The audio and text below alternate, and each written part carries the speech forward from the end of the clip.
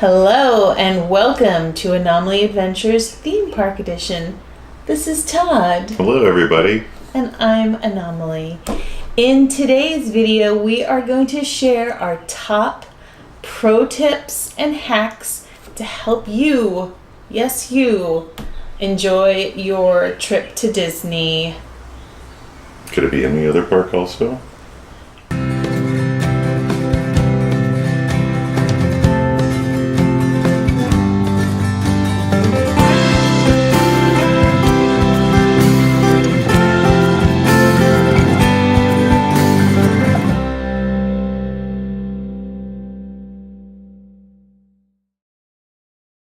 So these are our Disney chips. Some of these might apply to other theme parks, but some of them are Disney specific. Or other adventures in life too. So Todd, what's our number one?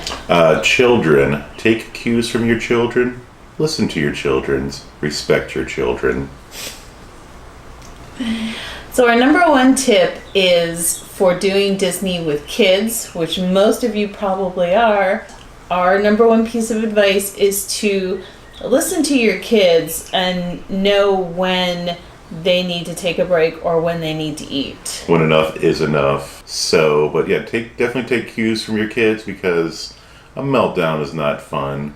Meltdowns just turn into more melting. Kids meltdown, parents meltdown. We want this to be memorable. So, listen to your children, please. But don't let your kids boss you around. Please. Tip number two. Manage your expectations. We know that there's lots and lots and lots of stuff to do at Disney. You're not going to be able to do everything. So, having a succinct plan. Right. Have a plan for every day, but realize that your plan might not always go according to plan, right? So, things come up, but what we would suggest is that go into the parks, look at the times guide, maybe let everybody pick something, and then don't try to overdo.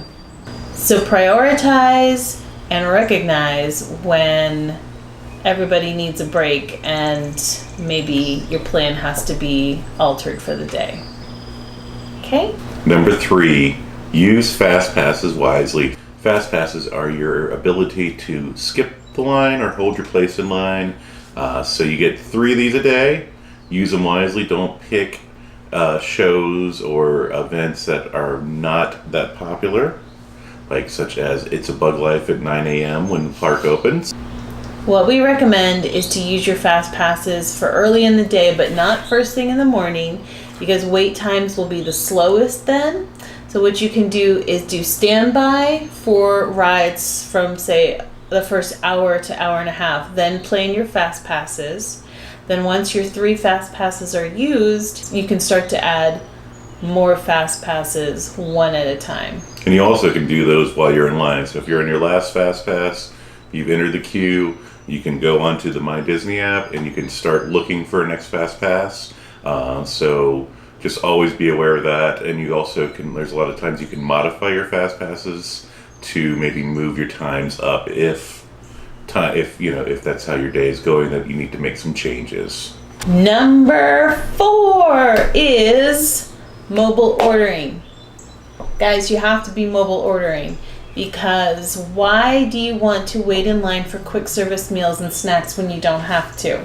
That's going to save time, it's going to save energy, it's going to save everyone's mood, right? Insanity, yes. I mean, when we went last time, we mobile ordered our Be Our Guest, and we probably walked by 70 people waiting just to get in, and then probably another 50 people waiting to order. We just walked in, we're seated, they knew who we were, and our food showed up 10 minutes after we sat down. We didn't even have to look at a menu. It was so great, such a time saver, and pretty amazing. To be clear, for Be Our Guest, you don't mobile order, but you order on the My Disney experience before you leave for your vacation. Okay, I think you can do it 30 days before. So just do it. Ask everybody while you're sitting around the TV or after dinner what they want to eat. type in your order and you are good to go. Okay? It's not an experience to stand and wait just to order on a little computer or whatever you do there. But other mobile ordering is you're on the app, you're waiting in line, you guys can put your order in. When you get close, you put "I'm here," and they will start making your food. It's great because you just walk right up and say, "Hey, we have this order." You have everything picked out. You don't have to sit there and be like, "Well, what do I get with this?" The app walks you through all that. Right, and you don't even have to be hungry when you place the order, right? You can say, "Oh, well, we're in this 30-minute queue for Seven Dwarfs Mine Train. Let's go ahead and order food for a little bit later." Number 5, use the resources that are available to you for planning your trip. There are thousands of videos on YouTube, guys. You're watching one of them now, so kudos to you. Like Anami said, you found us on YouTube. There are thousands of other videos. There's going to be many, many walkthroughs of the parks, the rides, the shows, so you can know what to expect. Especially if you have a little one that you're on the fence about. Are they going to like Haunted Mansion? Are they going to like this parade? Are they going to like this show? So if you have any doubt, watch the video, get a good idea before you go and waste a fast pass on Haunted Mansion and have your child not want to go on the ride like we did on our first trip. Our daughter did not want to go. Also, food. Say you have a dietary restriction or you have a picky eater, you can go on the Disney website and it has a menu for every single one of their restaurants on property, which is fantastic. So when you're planning a budget, you're planning what your picky eaters want to eat, go on there and you can let them know. Say, well, do you think you're going to want the grilled chicken or would you like the shrimp? And that way you'll have an idea, they'll have an idea of what to expect. Our number 6 tip is to give yourself more time than you think you'll need to get from point A to point B. It's like anything else in life, budget. What you budget, add 20% to it. With time, there's going to be delays in buses, or the monorail, or the boat, or just trying to get through security, bag check at the parks, or walking from one side of the park to the other. You might just have to wait for a parade to pass through. So there's just so many factors that are really beyond your control. So in regard to getting to your dining reservations, if you're at a park and you need to get to a resort hotel, be ready for delays. One time we had a reservation at Chef Mickey's at the Contemporary. We came from Animal Kingdom and we didn't realize the bus goes to Wilderness Lodge first, which is about 10 additional minutes each way.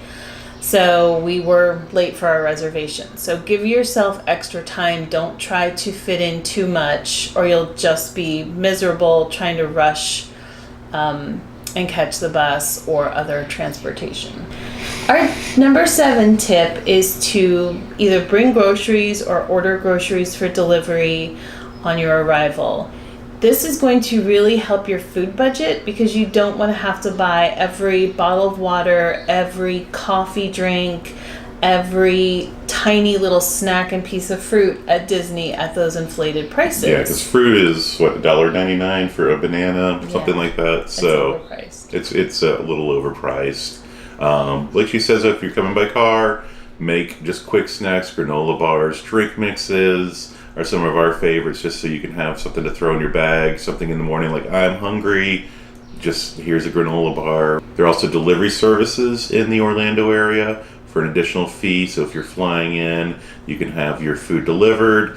Amazon, people do Amazon delivery, and I believe there also is talk of doing Amazon Prime same-day delivery. Number 8 is planning.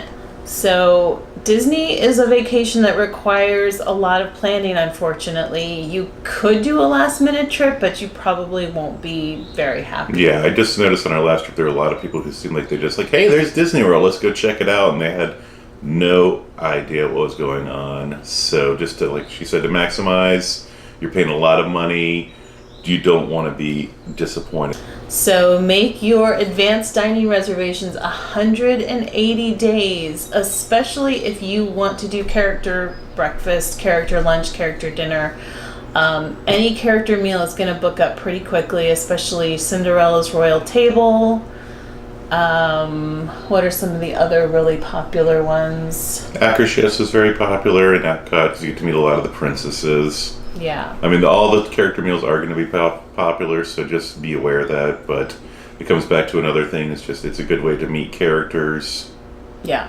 The flip side of that is don't freak out if you don't get a certain reservation. You're still going to have a great time. Plan, be prepared, but don't be too terribly upset if you don't get every single ADR that you want. You can always check the Disney site because it is always changing. So even if you didn't get that reservation 180 days, when you're a month out, it might have all of a sudden pop up. And even sometimes even to the last day or two that there are going to be cancellations. So don't give up hope. Our number 9 tip is be prepared for weather. Florida weather is crazy, it's extreme, and it's unpredictable.